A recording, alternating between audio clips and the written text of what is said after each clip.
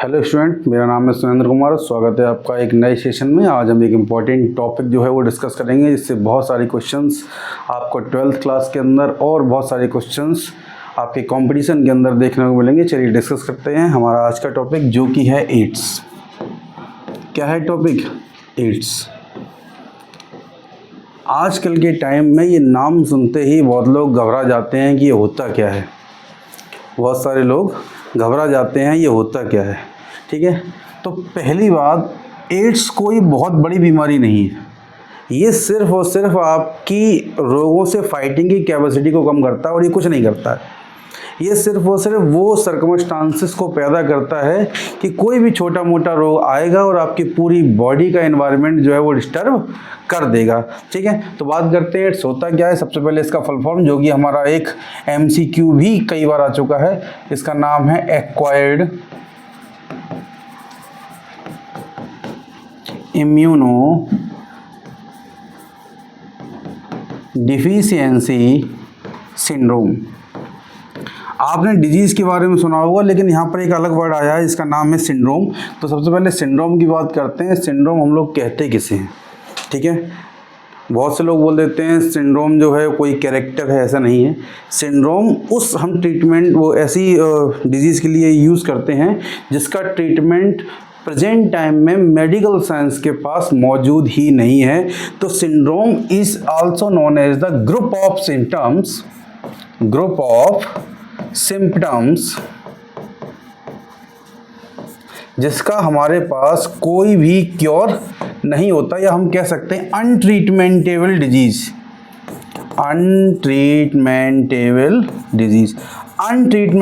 Disease को हम लोग क्या बोलेंगे?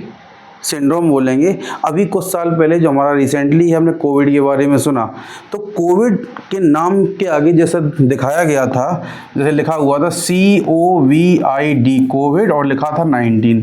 तो इसका जब हम एब्रिविएशन करते हैं तो लिखा था CO मीन्स कोरोना,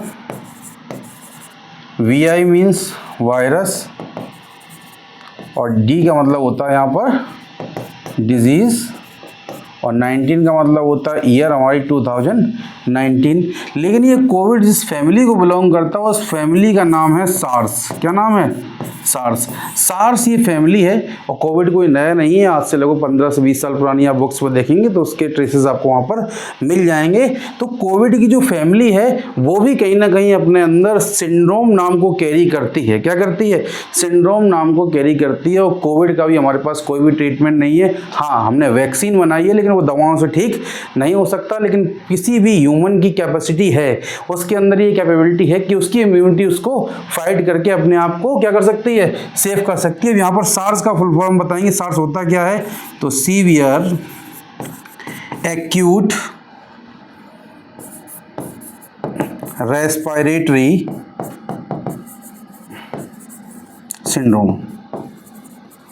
नाम से हमको पता लग रहा है ये ऐसा सिंड्रोम है जो हमारे रेस्पिरेटरी ट्रैक्ट को इन्फेक्टेड करता है। कहीं ना कहीं जो हमारे बॉडी का ऑक्सीजन लेवल है वो डाउन हो जाता है, और सभी को पता है जब भी ऑक्सीजन लेवल डाउन होता है तो हमारे बॉडी ऑर्गन जो है वो टायर्ड होने लगते हैं। इसीलिए हम ये भी कह सकते हैं कोविड भी एक तरीके का क्या है, एक तरीके का सिंड्रोम था जिसका हमारे पास आज की डेट में भी कोई भी ट्रीटमेंट पॉसिबल नहीं है। इसलिए हम सिर्फ और सिर्फ उसको वैक्सीनेशन के थ्रू ही कवर अप कर पाते हैं। लेकिन एड्स के पॉइंट ऑफ व्यू से देखेंगे तो ना तो इसके पास हमारा वैक्सीन है और ना ही इसके पास कोई मेडिसिन है।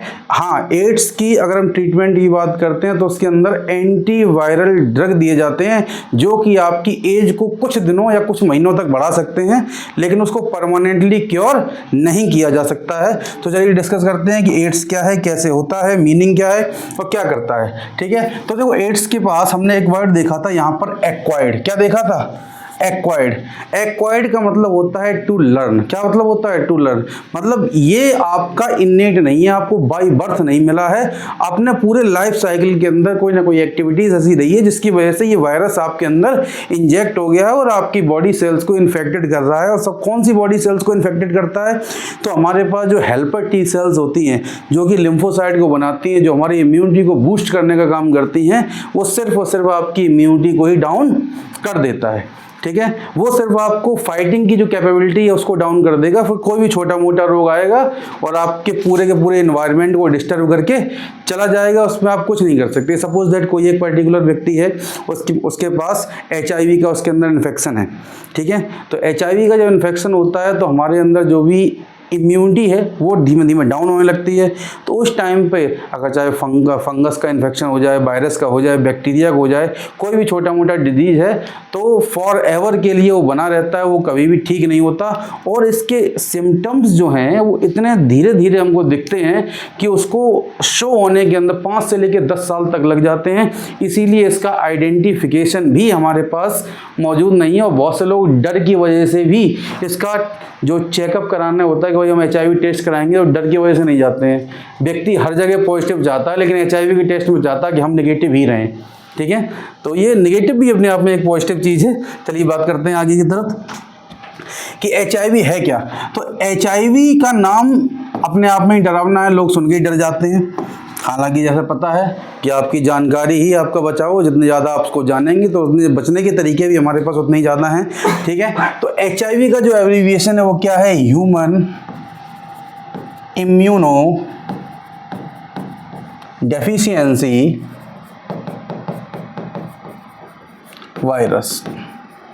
ऐसा वायरस जो ह्यूमन की इम्यूनिटी को कम करता है उसको हमने नाम क्या दिया, HIV। वायरस के अपने कोई स्पेसिफिक नाम नहीं है, वो जिस काम को करता है उसी नाम के अकॉर्डिंग उसके काम रख दिए जाते हैं। ये देखो हम लोग नहीं चल पाते अपने धर्म ग्रंथों के अकॉर्डिंग, वायरस तो चल ही रहा है, जो कर्म है वही नाम है, ठीक है। भगवद गीता का सार है HIV, ठीक है। तो बात करते हैं कि HIV है क्या और पहली बार रिपोर्टेड कहाँ पर हुआ था। तो जो HIV है वो फर्स्ट रिपोर्टेड कहाँ पर हुआ था,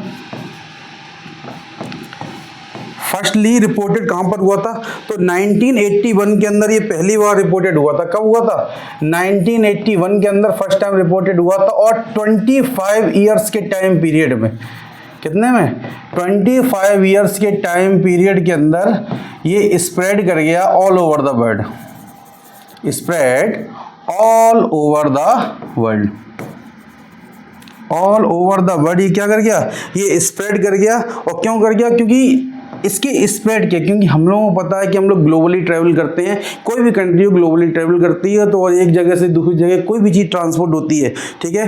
तो वो क्या करते हैं, अपने कैरेक्टर्स को भी ट्रैवल करके ले जाती है। जैसे इंडिया के अंदर हम देखते हैं पार्थेनोम एक प्लांट है, वो कि इंडिया का मूल रूप से प्लांट नहीं है, वो अमेरिका से हमारे यहाँ जब इमरजेंसी लगी हुई थी 1970s के आसपास, तो उस टाइम पे क्या हुआ था, जो भी गेहूँ हमारे यहाँ अमेरिका से आता था उस गेहूँ के साथ में ये जो हमारे पास प्लांट है जिसको हम लोग पार्थेनोम बोलते हैं, कॉमन नेम बताता हूँ, उसका नाम कैरेट ग्रास है, जो कि वीड के फॉर्म में आया था। लेकिन उस प्लांट को इंडिया का क्लाइमेट और एनवायरनमेंट इतना ज़्यादा पसंद आया कि इंडिया के अंदर ऐसी कोई जगह होगी जहाँ पर इंडियंस नहीं रहते होंगे, या हम कह सकते हैं ह्यूमंस नहीं रहते होंगे, ऐसी कोई जगह नहीं होगी जहाँ पार्थेनोम नहीं रहता होगा।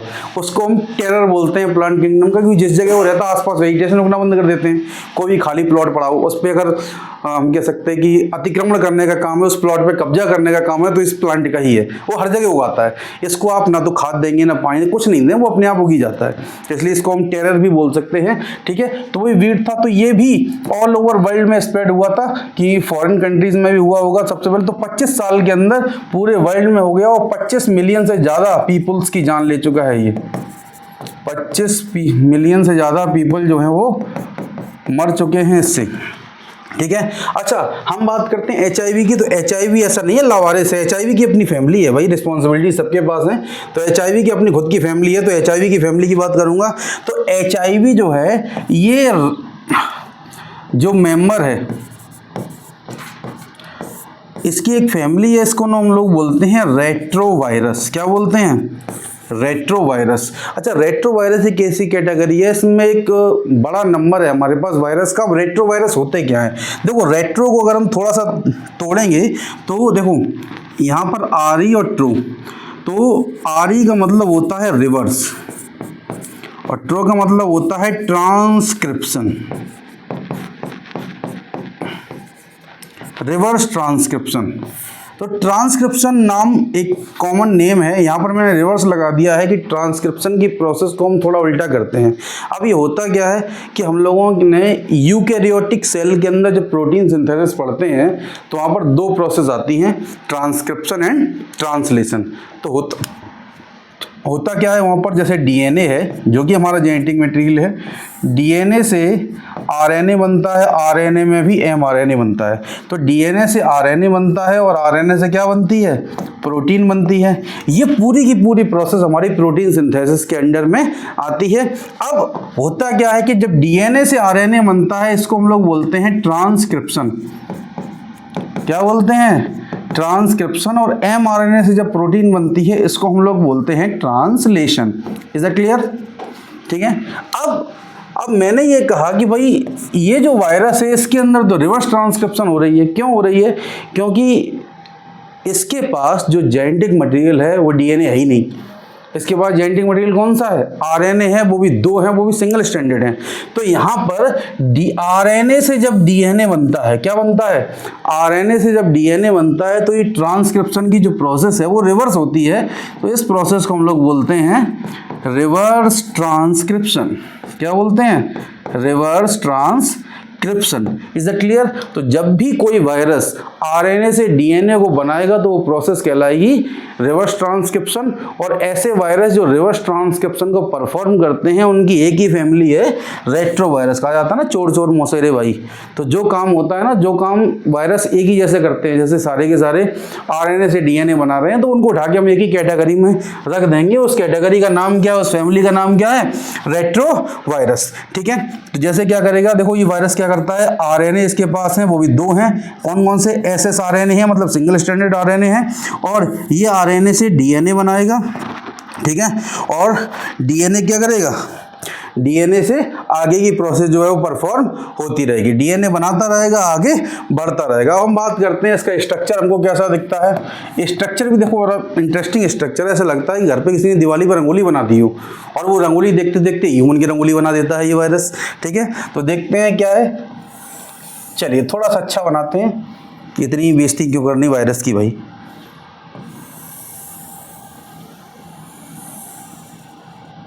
वायरस अपनी फैमिली में घुस रहा है, हम लोग अपनी फैमिली में घुस रहेंगे, क्या प्रॉब्लम है। ठीक है। और थोड़ा कलरफुल बनाऊंगा मैं इसको, दिखने में थोड़ा सा अच्छा लगे। एक मिनट,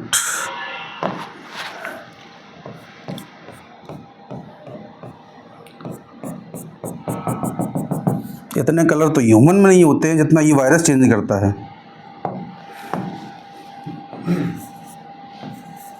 ये देखिए दो ये सांप जैसे दिख रहे हैं, ये हमारे पास आरएनए हैं जो कि सिंगल स्ट्रैंडेड हैं।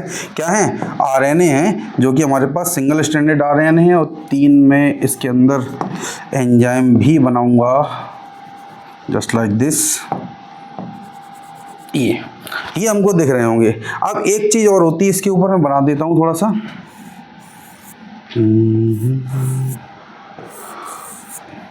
अब लग रहा है ना पूरी तरीके से रंगोली की तरह। ये बताइए, वायरस की शक्ल इतनी अच्छी और काम इतने गंदे।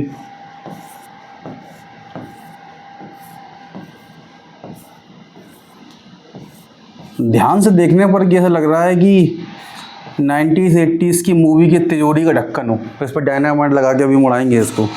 इस पर डायनामाइट लगा के अभी हम इसको क्या करेंगे, उड़ाएंगे। चलिए इसकी लेवलिंग कर लेते हैं। ये करता क्या है, हम लोग डायनामाइट लगा देते हैं इसके ऊपर। ठीक है। तो सबसे पहले ये हमारे पास ग्लाइकोलिपिड है। क्या है ये, ग्लाइकोलिपिड है। ग्लाइकोलिपिड इसको हम लोग 120 बोलते हैं। क्या बोलते हैं, ग्लाइकोलिपिड 120 बोलते हैं। अब इसके पास ये जो हमारे पास स्ट्रैंड दिख रहा है इसका नाम है ग्लाइकोलिपिड 41। ग्लाइकोलिपिड 41। अब हमारे पास यहाँ पर वाइट कलर की जो लेयर दिख रही है हमको, वो हमारे पास क्या है, ये फॉस्फोलिपिड की लेयर है। एक लेयर हमारे पास ये है और दूसरी लेयर ये है। ये फॉस्फोलिपिड की लेयर है। किसकी है, फॉस्फोलिपिड की लेयर हैं। इतनी समझ में आ रही? ये क्या है? ये दोनों चीज़ें, चाहे वो ग्लाइकोलिपिड हो और फॉस्फोलिपिड हो। देखो वायरस इतना ज़्यादा गरीब है, इसके पास भगवान ने दो ही चीज़ें दी हैं और दो ही चीज़ों ने इसने तबाही मचा के रखी पूरी दुनिया में। तो इसके स्ट्रक्चर में दो ही चीज़ें होती हैं, एक तो होता है प्रोटीन और दूसरा होता है न्यूक्लिक एसिड। इसके अलावा इसके पास तीसरी कोई चीज़ नहीं होती। वो जो कुछ ही बनाना है इसी किसी बनाता है। जैसे हमारे घर के पास क्या है, गेहूँ, जो भी बनाना है बना लो। तो इसके पास भी क्या है, प्रोटीन और न्यूक्लिक एसिड, जो भी बनाना है बना लो। तो जो प्रोटीन का इसके कपड़े होते हैं, कवर होता है, उसको हम लोग एक नाम देते हैं कैप्सिड। और कैप्सिड की जो यूनिट है वो है हमारे पास कैप्सोमियर। क्या है? कैप्सोमियर। Is that clear? तो हमारे पास जो ग्लाइकोलिपिड और फॉस्फोलिपिड हैं, ये इसका प्रोटीन कोट बनाएंगे। क्या बनाएंगे? ये इसका प्रोटीन कवर बनाएंगे। उस प्रोटीन कवर को हम लोग क्या बोलते हैं? इस प्रोटीन कवर को हम लोग बोलते हैं कैप्सिड। Is that clear? अब आगे बढ़ते हैं, इसके आगे की बात करेंगे। अब जो इसके पास जो लेयर है हमारे पास अंदर, एक ये ब्लू कलर की दिख रही होगी, एक आपको रेड कलर की दिख रही होगी। इसके भी नाम थोड़े से अलग अलग हैं। जो ये रेड कलर की लेयर है इसका नाम है P24। क्या नाम है? P24। और हमारे पास ये ब्लू कलर की लेयर है इसका नाम है P17। Is it clear? और इसके अंदर जो दो ग्रीन कलर के स्ट्रैंड दिख रहे हैं, ये हमारे पास दो SS का मीन्स होता है सिंगल स्ट्रैंड। मैं पूरा लिख देता हूँ एक बार को, इसको सिंगल स्ट्रैंडेड RNA। दो इसके पास RNA होते हैं, वो भी क्या है? सिंगल स्ट्रैंडेड RNA है। और यहाँ पर आपको 3 डॉट दिख रहे होंगे, ये अपने आप में एक अलग एंजाइम है, उसका नाम बता देता हूँ मैं। ये जो ब्लू कलर का एंजाइम होता है इसका नाम है इंटीग्रेस। क्या नाम है? इंटीग्रेस। और दूसरा जो एंजाइम है, जो व्हाइट कलर का एंजाइम बना रखा मैंने, इसका नाम है प्रोटीएज। और ये थर्ड कलर का जो येलो वाला है इसका नाम है रिवर्स ट्रांसक्रिप्टेज। क्या नाम है?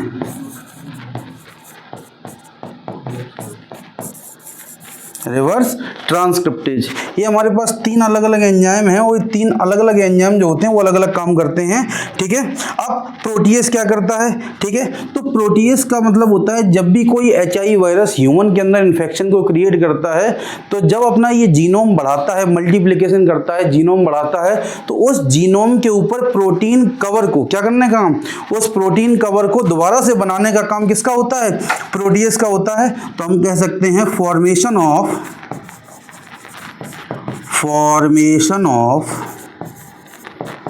प्रोटीन कोट इन ह्यूमन के अंदर प्रोटीन कोड वायरस का कौन बनाएगा? ये प्रोटीन एंजाइम बनाएगा।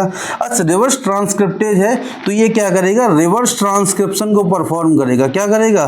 रिवर्स ट्रांसक्रिप्शन को परफॉर्म करेगा। अब कैसे करेगा? रिवर्स ट्रांसक्रिप्शन में होता क्या है? तो हम यहाँ कह सकते हैं एक लाइन के अंदर जो RNA है उससे DNA का फॉर्मेशन हो जाएगा, उसको हम लोग क्या बोलेंगे? रिवर्स ट्रांसक्रिप्शन बोलेंगे। ठीक है? अब इंटीग्रेस क्या होता है? देखो इंटीग्रेस का मतलब कहीं ना कहीं निकल के आ रहा है कि इंटरचेंज। क्या है? इंटरचेंज निकल के आ रहा है। मतलब ये एंजाइम जो होता क्या है, ये वायरल DNA जो होता है, सॉरी जो वायरल जीनोम है हमारे पास, वायरल जीनोम को जो चेंज करता है ह्यूमन से। किससे? Human genome. ठीक है, तो वायरल जीनोम को ह्यूमन जीनोम से क्या करेगा? ये चेंज करने का काम करेगा। इसका नाम है इंटीग्रेस, कि वो इंटरचेंज कर देता है किसी भी चीज़ को। ठीक है, तो आई होप आप लोग इसका स्ट्रक्चर समझ गए होंगे। हम बात करते हैं कि ये काम करता कैसे है। और इतना कलरफुल है तो काम इसके जो इफेक्ट भी होंगे इतने ही कलरफुल होंगे।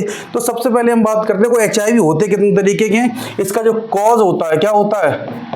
जो कॉज होता है वो HIV वायरस होता है। क्या होता है? HIV वायरस होता है। और HIV वायरस 2 तरह के होते हैं, एक HIV फर्स्ट और एक HIV सेकेंड। 2 होते हैं, लेकिन इंडिया में सबसे ज़्यादा पाया जाता कौन सा होता है? इन इंडिया के अंदर सबसे ज़्यादा कौन सा होता है? HIV first.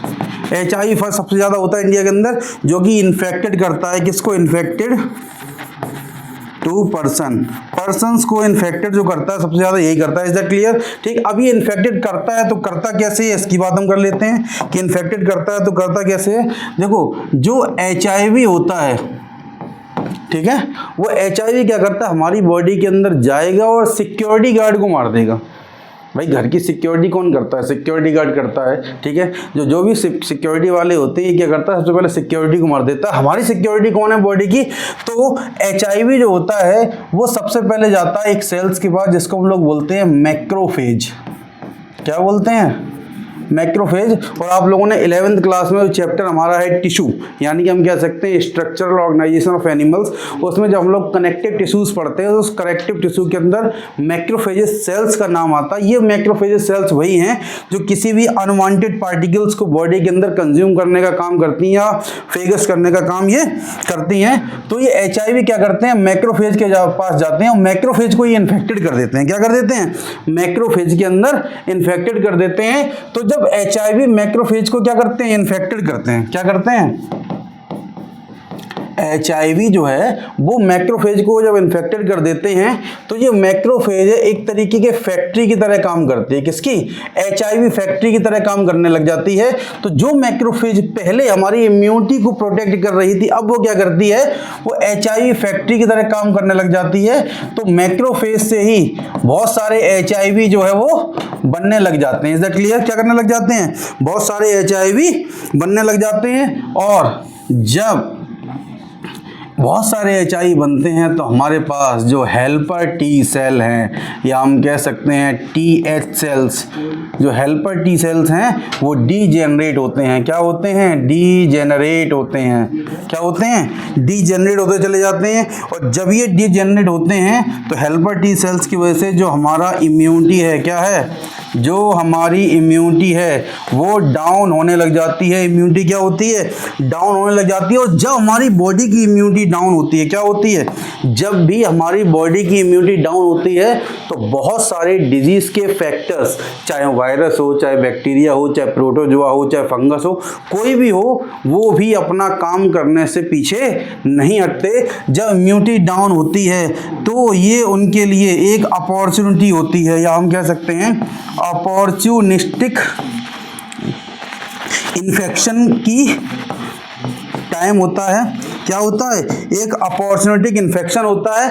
तो अपॉर्चुनिटिक इन्फेक्शन में चाहे वो फंजाई हो, चाहे बैक्टीरिया हो, चाहे वायरस हो, और चाहे प्रोटोजोआ हो, ये कुछ भी हो, ये जब हमारी बॉडी की इम्यूनिटी डाउन होती है तभी हमारी बॉडी पर क्या करते हैं? अटैक करते हैं। और उनके इन्फेक्शन की वजह से बॉडी डिजीज से कंटेन हो जाती है। हम कह सकते हैं कि जो बॉडी है वो क्या हो जाती है? वो बीमार पड़ जाती है और फिर वो ठीक होना उसका बंद हो जाता है, क्योंकि कहीं ना कहीं जो हमारी इम्यूनिटी है वो कम हो जाती है। अब हम बात करते हैं इसका ट्रांसमिशन कैसे होता है। भाई एक अगर पर्सन के अंदर HIV है तो इसका ट्रांसमिशन कैसे होगा? भाई कोई भी तरीके रहे होंगे ना, ट्रांसमिशन होता कैसे? एक पर्सन से दूसरे पर्सन के अंदर ट्रांसमिशन कैसे हो रहा है, पहुंच कैसे रहा है ये, ठीक है। तो सबसे पहले बात करेंगे, पहली बात, कोई भी एक पर्सन है, राजा महाराजा से शौक रखेंगे तो होगा क्या? यही होगा। एक से ज़्यादा अगर सेक्सुअल पार्टनर है तो डेफिनेटली ये चीज़ हो जाएगी, ठीक है। तो हम क्या कह सकते हैं? जैसे sexual contact with infected person, sexual contact with infected person, और हम कह सकते हैं कि from infected mother to child, infected mother to child. और भी 2-3 तरीके बताता हूँ। अगर किसी एक पर्सन ने कोई भी इंजेक्शन हम लिया है और उसी सिरिंज से या उसी भी डिस्पोजल से किसी दूसरे पर्सन ने कोई भी इंट्रावीनस ड्रग या इंट्रावीनस मेडिसिन ली है तो उसको भी होने के चांसेस हैं।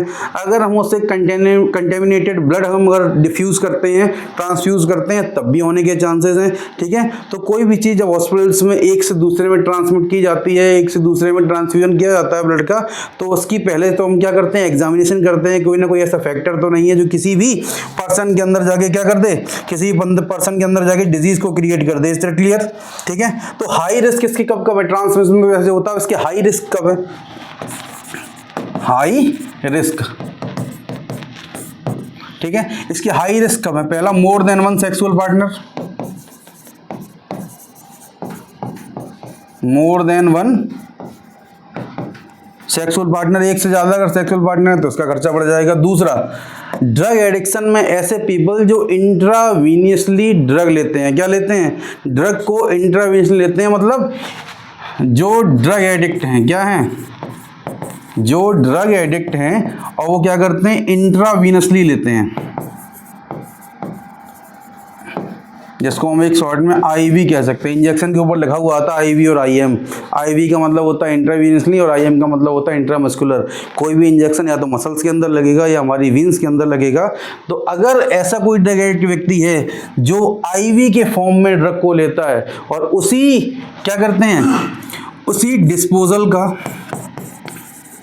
या हम कह सकते हैं उसी सिरिंज का यूज अदर पर्सन करता है तो वो इन्फेक्टेड हो जाता है। देखो, ड्रग एडिक्ट व्यक्ति अमीर इतना होता है कि लाखों करोड़ों का ड्रग खरीद सकता है और गरीब इतना होता है कि 5 रुपए का डिस्पोजल नहीं खरीदा जाता उससे, ठीक है। तो यही रीज़न है कि वही आजकल हमारे पास इन्फेक्शन केसेस बढ़ रहे हैं, ठीक है। Is that clear. और दूसरा कि इंडिविजुअल, जो भी कोई इंडिविजुअल है और उसके पास रिपीटेड ब्लड ट्रांसफ्यूजन हो रहा है, क्या हो रहा है, रिपीटेड ब्लड ट्रांसफ्यूजन अगर बार बार हो रहा है तो उसके पास भी इसके चांसेस बढ़ जाते हैं, ठीक है।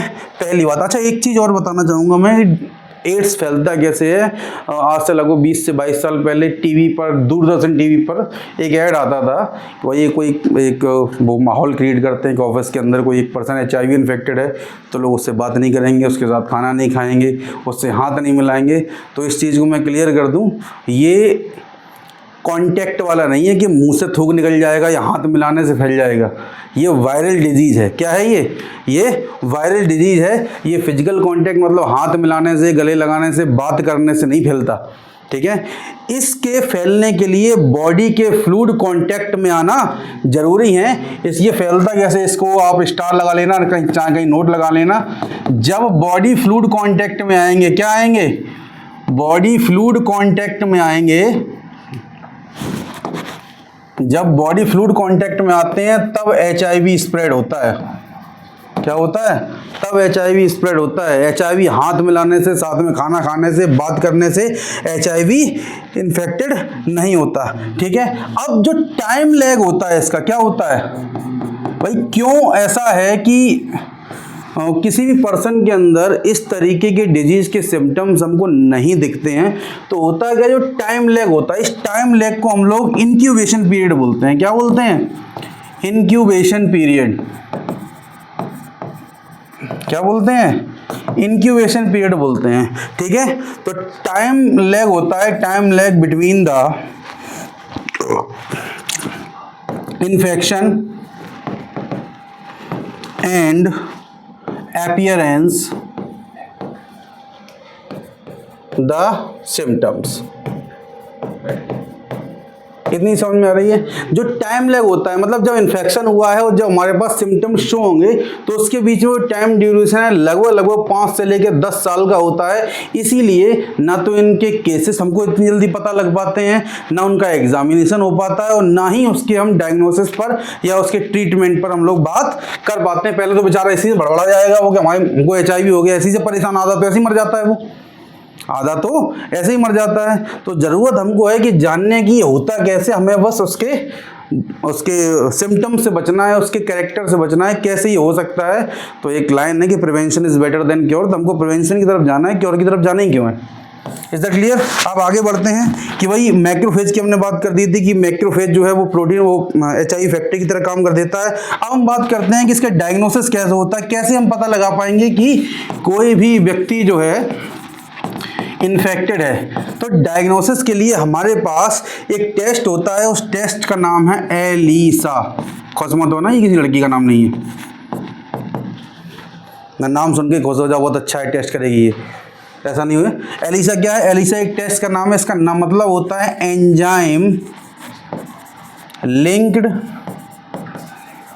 इम्यूनो सॉर्बेंट, ऐसे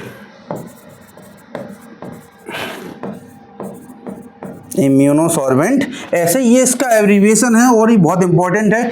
कई बार ये एग्जाम में आया, पूछा गया, तो ये नाम ही समझ में नहीं आता है कि एलिसा है क्या। और पहली बात, enzyme linked immunosorbent assay it is not a confirmatory test. अगर किसी व्यक्ति का ये एलिसा पॉजिटिव आता है तो आत्महत्या करने की ज़रूरत नहीं है, मरोगे नहीं, पहले कन्फर्म तो कर लो HIV है भी कि नहीं है।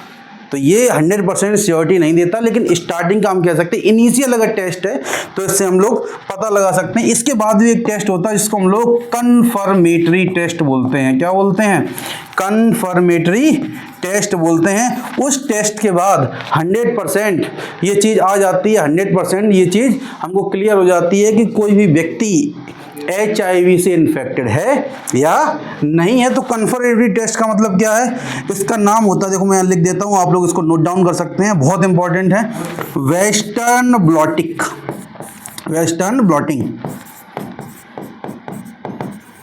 वेस्टर्न ब्लॉटिंग टेक्निक, ये इसका कन्फर्मेटरी टेस्ट है। वेस्टर्न ब्लॉटिंग से ये 100% क्लियर हो जाता है कि कोई भी व्यक्ति HIV से इन्फेक्टेड है या नहीं है। Is that clear? अब प्रेजेंट टाइम में हमने एक चीज़ टेस्ट देखा, यहाँ मैं कोने में लिखता हूँ कि हम लोग जब कोविड का जब लोग टेस्ट कराने जाते थे तो या तो हमारी सलाइवा लेगा या हमारे नोज़ के अंदर का म्यूकस ले लेगा, ब्लड से भी करते हैं। तो अगर HIV को सिम्टम्स से शो होने से पहले अगर आइडेंटिफाई करना है तो वो कैसे करना है? तो हमारे पास एक टेक्निक है, अगर HIV को आइडेंटिफाई करना है, HIV अगर हम चाहते हैं कि आइडेंटिफाई हो जाए before the symptoms, before the symptoms, ठीक है, सिम्टम से पहले अगर आइडेंटिफाई हो जाए तो हमारे पास एक टेक्निक है, इसको हम लोग बोलते हैं PCR, polymerase chain reaction. Is that clear? समझ में आ रहा नहीं आ रहा? ठीक। जब पॉलीमरेज चेन रिएक्शन के थ्रू हम ये पता लगा पाते हैं कि HIV से इन्फेक्टेड कोई पर्सन है या नहीं है। अब जब कोई व्यक्ति कंफर्म हो जाता है कि भाई ये HIV से पॉजिटिव है तो वो करे क्या करे, वो करे तो क्या करे? तो उसके लिए देखो, पहली बात हमने ये बताया कि नॉन क्योरेबल डिजीज़ है, लेकिन ऐसा भी नहीं है अगर कोई व्यक्ति HIV से इन्फेक्टेड है तो तुरंत ही मर जाएगा। हमारे पास कुछ ऐसे ड्रग हैं जो आपकी एज को बढ़ा सकते हैं, लेकिन हम ये कह सकते हैं कि 100% हम क्योर कर देंगे। तो मेडिकल साइंस के अंदर ऐसा कोई दावा 100% बेकार है कि वो HIV को ठीक कर सकता है। हाँ, हमारे पास कुछ एंटीवायरल ड्रग हैं। क्या हैं? एंटीवायरल ड्रग हैं जो इसके इफेक्ट को कहीं ना कहीं कम कर देते हैं। इसकी अगर हम ट्रीटमेंट की अगर हम लोग बात करते हैं, ट्रीटमेंट की हम लोग बात करते हैं तो हमारे पास एंटीवायरल ड्रग हैं, ठीक है। तो एंटीवायरल ड्रग हैं वो क्या करते हैं, इनका नाम मैं लिख देता हूं, एजिडोथाइमिडीन एक हमारे पास ये एंटीवायरल ड्रग है। एक दूसरे ड्रग का नाम भी लिख दूंगा मैं, इसका नाम है जाइडोमिडीन।